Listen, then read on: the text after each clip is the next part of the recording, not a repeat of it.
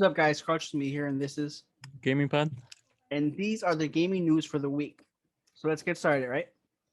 So Xbox is breaking barriers, and by that I mean, I don't know if you've seen, but they did like a music video type of thing.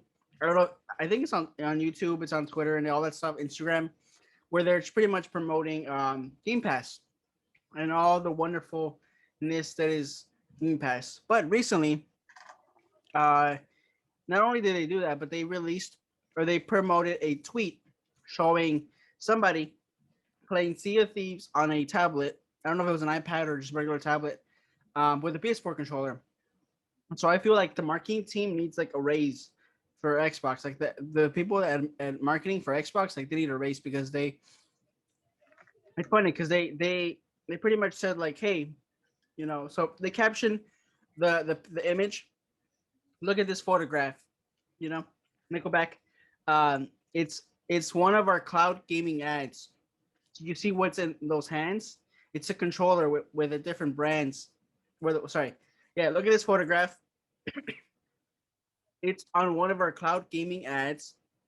Do you see what's in those hands? It's a controller from a different brand. So pretty much saying like, hey, you can play this game wherever you want, wherever you want, whenever you want. Sorry, and you can use whatever you want. You know, pretty much. They want you to buy an Xbox controller so you can use Game Pass with their controller, but you can use it with a PS4. And I think that's been a thing since the beta, or I mean, still on beta, but since it was announced on like um on Android, you use that. So I don't know. I think it's very clever. I see it's very progressive in the fact that they want to find ways to incorporate either apps or like somehow into TV so that they can just literally you open up an app and you can play, I don't know, Sea of Thieves or whatever game that comes out. And there's even a game that's going specifically on Game Pass, or like they're promoting it as a Game Pass game called Contraband. So Nintendo, you have a problem, okay? You really need to fix your shit. But there was a report on from Kotaku on July 2019 that addressed an issue with the Joy-Con drift. You don't know what that is?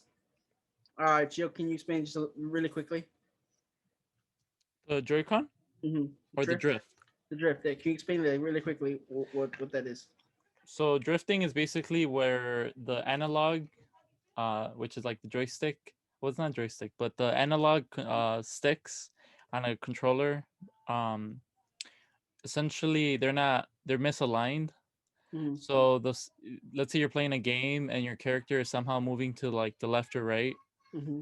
and even though the stick itself is like looks right, but it seems like it's happening to a bunch of I think PS5 controllers as well. PS5, Switch, so like the Joy Cons. Um, but I think it's kind of hard because I think it's a hardware problem. But Mm-hmm.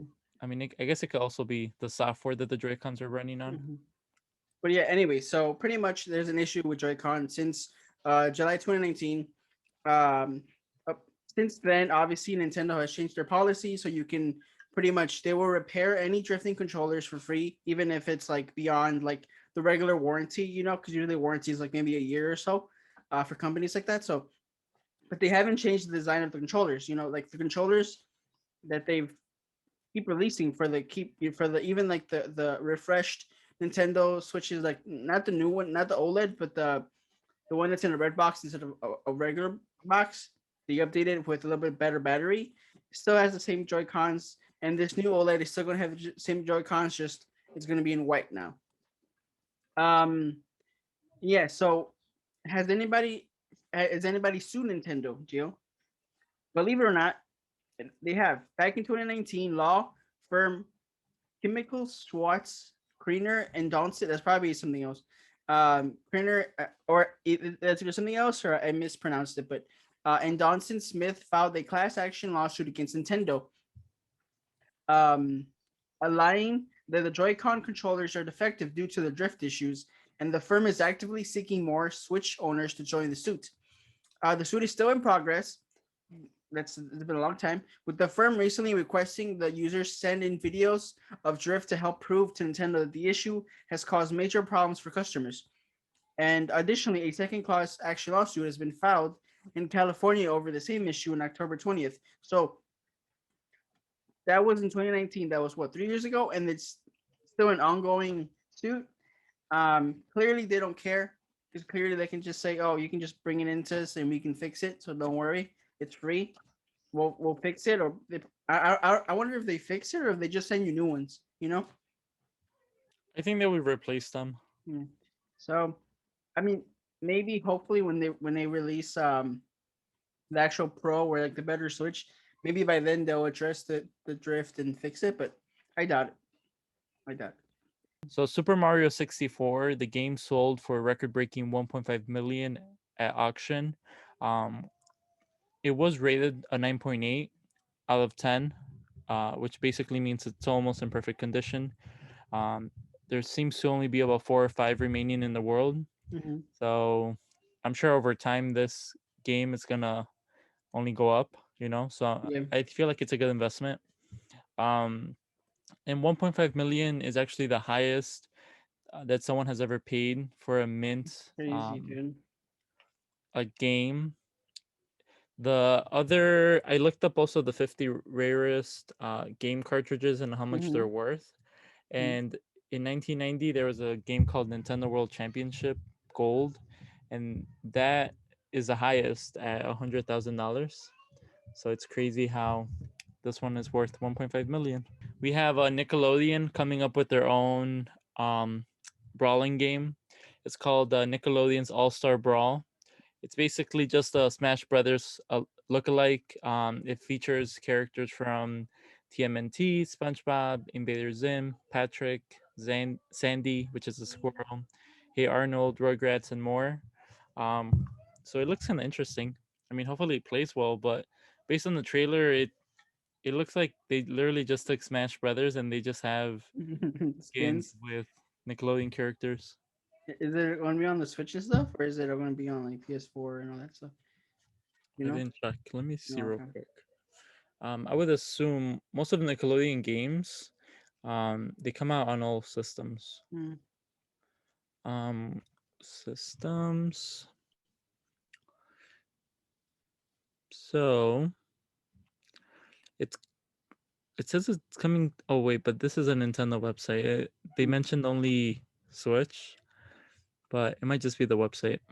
So it's Okay. coming to PlayStation 4, PlayStation 5, Xbox One, Xbox Series X, S, Switch this fall. I mean, it looks cool, but it looks exactly like a ripoff. Guys, fans of video games, we have a game to fix because clearly Cyberpunk. I mean, I guess they're doing. I mean, to be fair, okay, I have the game and it's been running decently. The only problems I have now is where I'm get on the motorcycle and I go to third person. I'm bald. My character is bald for like a second, and then eventually the hair renders and the helmet and all the stuff renders. But anyway, um, Cyberpunk 2077 was available online on the PSN store for 9 months, and it topped the charts in June. Sorry, it was offline. It was out of. You weren't able to buy Cyberpunk for about uh 6 months, because it was a mess. Like there's been a lot of videos you can literally watch, like compilations of like glitches that either like you're literally walking and then randomly you just get skyrocketed, or you get going under the map, or you're literally walking and some random person just attacks you, or you're doing a mission and somehow the cops are shooting you through the wall even though there's no way for them to shoot you through the wall, but they're shooting you through the wall anyway. So it was just a mess. um and the game was only out on PSN for a while, and people kept complaining and said, "Hey, I want my money back, want my money back." So I guess Sony was like, "Hey, we can't have this. We can't have people asking for the money back." So they say, "You know what, Cyberpunk, fix your problems, and then you can come back. You're on timeout." So in June, shortly after Cyberpunk returned to the PlayStation Store, CD Projekt, I was gonna say Red, but I don't think they go by that anymore, declared that the game was a satisfactory level of stability. It's not perfect, but it works now. Maybe, sort of. I mean, it's better than what it was before. The game is still not perfect. Obviously, like I said, every time every time that I go to third person, I lose my hair. My character loses his hair. It's just like it's whatever. It's like magic. It just disappears. And then there out of the 3 hours that I was playing last week. Oh no, sorry, it wasn't 3 hours. Out of the hour that I was playing last week, I only had to wait for the game to render once. Because usually when I go to a mission and I have to go into a building, I just see a blob, and so I have to pause the game and then unpause it and then the building renders. So I mean they say it's better now and it's less prone to crashing, which for me thankfully hasn't never crashed even before they fixed it. But hopefully now the people that did have that issue on people that are playing on base PS4, they're able to play it and enjoy it because it's a good game. It's just it was just rushed and it's a mess. Good game, I think, would be in quotations. It's not a bad game. It's just it's not a great game. How about it's a game? We know we like movies, guys, right? Not really, but sure, go ahead. So, Werewolf Within is now the highest rated video game movie ever from Ubisoft.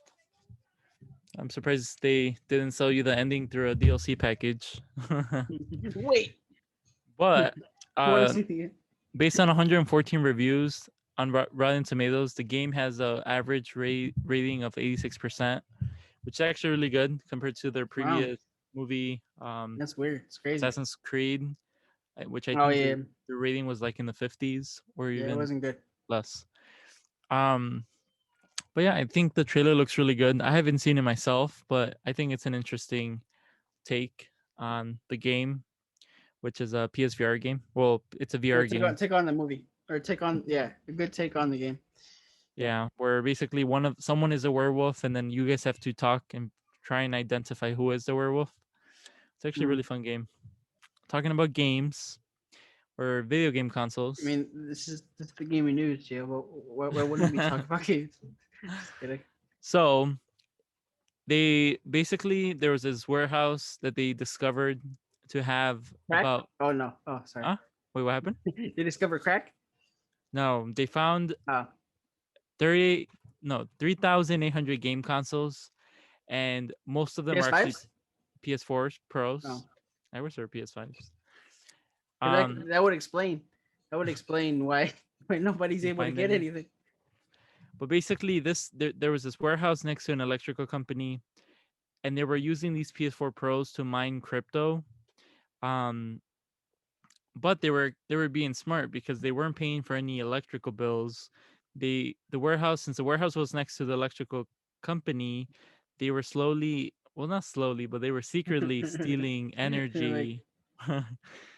Energy from the electrical company without paying a dime using special electrical meters. Anyway, Jerry, got any more news to talk about, or is that it? Not really. Hopefully, we have more next week. And more interesting more positive because most of these stories were kind of negative. So, yeah, except for the Werewolf Within movie. Yeah, which is I have no idea what it is. I might watch it. I'm interested in seeing what it is because I thought we were talking about a different game which I was surprised got. I was like, why is that game got a movie? But it's something else. Okay. Anyway, guys, thank you guys so much for watching. We'll catch you guys the next time. Have a good night. Have a good day, and hopefully this gets submitted soon because I have to edit this and yeah. All right, bye. Bye. Okay. Okay. Okay. Okay.